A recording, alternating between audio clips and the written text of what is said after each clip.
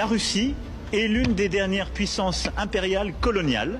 Elle décide d'envahir un pays voisin pour y défendre ses intérêts. C'est ça la réalité.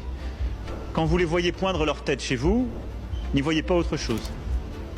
Même s'ils vous tiennent le discours inverse. Monsieur Macron, je vous ai écouté, une fois de plus, sermonner la Russie au nom de la communauté internationale. Vous nous accusez de néocolonialisme, d'agression et de violation du droit international. Permettez-moi de répondre avec clarté. La Russie n'a jamais été une puissance coloniale au sens où l'a été la France. Nous n'avons jamais traversé des océans pour imposer notre langue, voler les richesses naturelles ou éradiquer des cultures millénaires sous couvert de civilisation. L'Afrique, l'Asie, l'Amérique latine portent encore les cicatrices des siècles de domination française, britannique ou belge. Des cicatrices que ni les excuses tardives, ni les promesses creuses ne sauraient effacer. Vous parlez du droit international, mais où était-il lorsque la France et ses alliés bombardaient la Libye en 2011, détruisant un pays stable et souverain? Où était-il quand vous souteniez des groupes armés en Syrie ou que vous interveniez en Afrique sous prétexte de sécurité, tout en exploitant l'uranium du Niger ou le pétrole du Gabon? Où était votre voix quand Israël bombardait Gaza, tuant femmes et enfants et détruisant des hôpitaux? Là, soudainement, la France ne parle plus de droit international.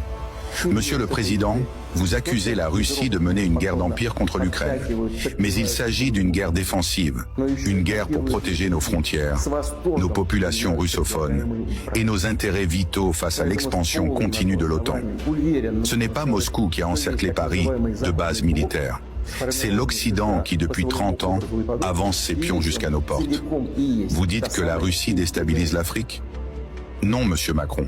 Ce sont les peuples africains eux-mêmes qui, lassés de l'ingérence française, choisissent de se tourner vers la Russie pour la simple raison que nous les traitons en égaux.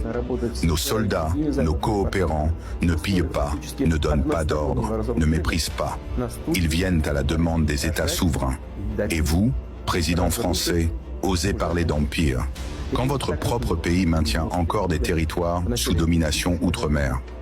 Quand des jeunes manifestent dans les rues de Paris pour dénoncer la violence, l'exclusion et le mépris d'État dans les banlieues.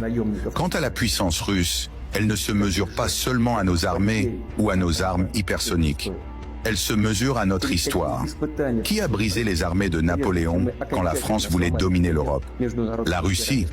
Qui a vaincu Hitler au prix de 27 millions de morts? L'Union soviétique. Sans nous, monsieur Macron, ni la France libre, ni l'Europe actuelle n'existerait.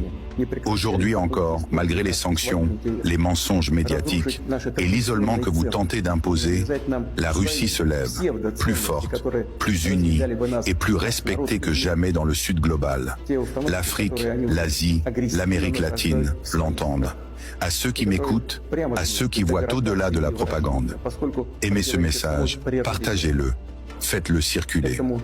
Car face à la guerre de l'information, chaque voix compte. La vérité ne peut triompher que si elle est portée par les peuples.